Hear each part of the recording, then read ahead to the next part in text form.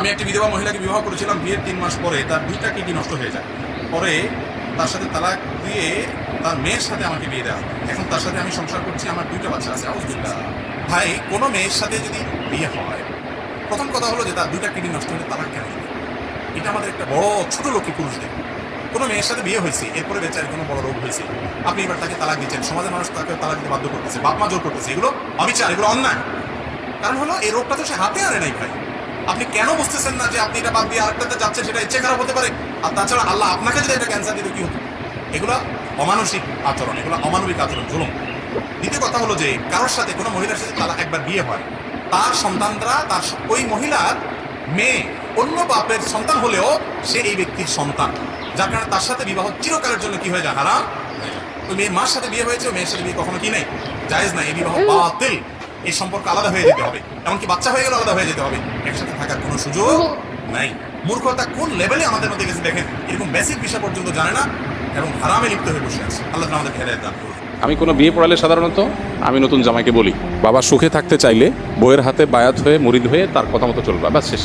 যারা সদ্য বিবাহিত তাদের উদ্দেশ্যে আমার উপদেশ সবসময় থাকে, তারা স্ত্রীর কথা মেনে চলবেন, ব্যাস এটাই উপদেশ।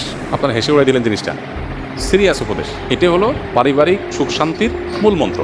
আমরা এর আগে কোথায় যেন বলেছিলাম যে আমাদের অফিসে যত মানুষ পারিবারিক দ্বন্দ্ব কলহ নিয়ে আসে, এগুলো নিয়ে যারা ওলামা একরাম যারা এগুলো সমাধান করেন, তাদের এক লাইনে কনক্লুশন হলো, যত কেস তারা এই পর্যন্ত ডিল করেছেন, এই সব কেসের সামারি হলো, যেই ঘরে কোনো সময় আমাদের ওখানে স্বামী স্ত্রী আসে, দুজনের মধ্যে দ্বন্দ্ব থাকে, এগুলো মিটাবার চেষ্টা করে আলেমরা, কাউন্সিলিং করার চেষ্টা করেন। তো তারা বলেন যে যত কেস আমরা ঘাটছি এই নিয়ে, সবগুলো কেসের সামারি অলমোস্ট একটাই, সেটা হলো যেই ঘরে স্বামী স্ত্রীর কথা মতো চলে, স্বামী স্ত্রীর প্রত্যেকটা কথা মানে, সেখানে কোনো অশান্তি নেই। অশান্তিটাই হলো সেখানে যেখানে কথা শোনা হয়, বাস। এই জন্য নবদম্পতি যারা আছেন তাদের উভয়ের এটা আমল করা উচিত। বিশেষ করে ছেলেদের একটু বেশি আমল করতে হয় আর কি, মেয়েদের একটু কম, তবে মেয়েদেরও করা দরকার। আর স্বামী হোক আর স্ত্রী হোক, যিনি জীবনসঙ্গীর কথা যত বেশি শোনার চেষ্টা করবেন, আল্লাহর নির্দেশে বাইরে বলে সেটা না, আল্লাহর নির্দেশের মধ্যে থেকে যত বেশি শোনার চেষ্টা করবেন, তিনি আল্লাহর কাছে তত প্রিয় পাত্র হবেন। মুত্তাকি হিসাবে তত ভালো মুত্তাকি হতে পারবেন। দাম্পত্য জীবনে আপনার সঙ্গীর সাথে সদাচরণ করা, এটা তো আল্লাহর নির্দেশ।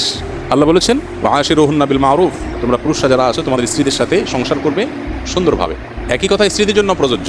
অনেক স্ত্রী আছেন যে স্বামীকে সারাদিন জ্বালাতন করেন, অহেতুক কষ্ট দেন, ছোটোখাটো বিষয় নিয়ে বাড়াবাড়ি করেন।